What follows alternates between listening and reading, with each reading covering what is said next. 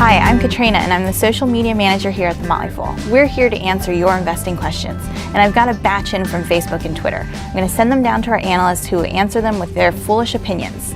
Daryl from Facebook asks, how do you know when to sell a stock?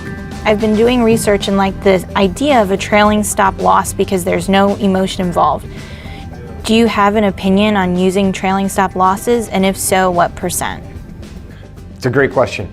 When to sell a stock is the subject of books. It's a really complex question, and as much as possible, I think, try to keep it simple.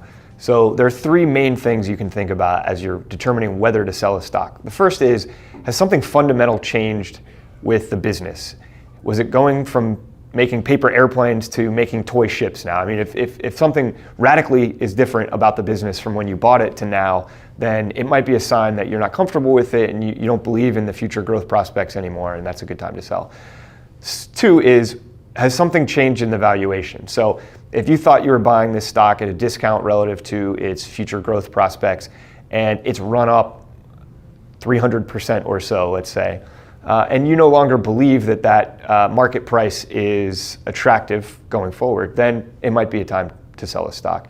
And then the third thing is, do you have a better place for that money? If you have a better idea, if you have a stock that you believe in more and that you just need to free up some capital to put to use in that stock, then it could be a reason to sell a stock.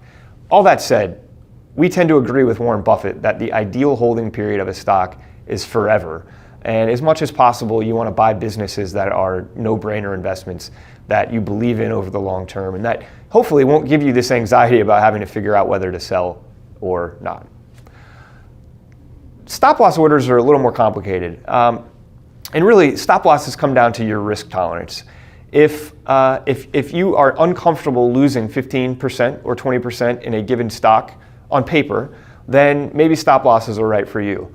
Let me tell you two reasons that I personally don't use stop losses, and just things to think about as you weigh whether to use them or not. So the first is, if you look back on the long-term success stories in the stock market, the Apples, the Amazons, the Walmarts of the world, what you'll find is that over the course of their massive run-up in stock price, along the way there were several hiccups. And Apple, for example, in 2008, lost 54% of its value, lost over half its value in the market downturn in 2008.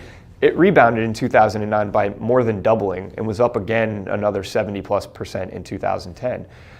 A stop loss would get you out of that stock, and the problem with that is not that you've limited your downside, but it's with when would you get back in? Are you pinpointing the entry point to get back into stock when you feel more comfortable with it? A lot of the winners of the stock market had dozens of 15% or more drops along their massive run-up. And by the way, 15 to 20% is a normal sort of average stop loss price. The second problem with a stop loss is that if a stock is cratering on a given day and your order is for, say, 15%, if the stock opens up down 40%, your order will be fulfilled at the market price. So you actually might lose 40% in that stock, even though you have a 15% stop loss going. And now we want to hear from you. Ask us your investing questions on Facebook and Twitter. You can go to facebook.com/themotleyfool or tweet @themotleyfool or use #AskAFool. I'll see you online.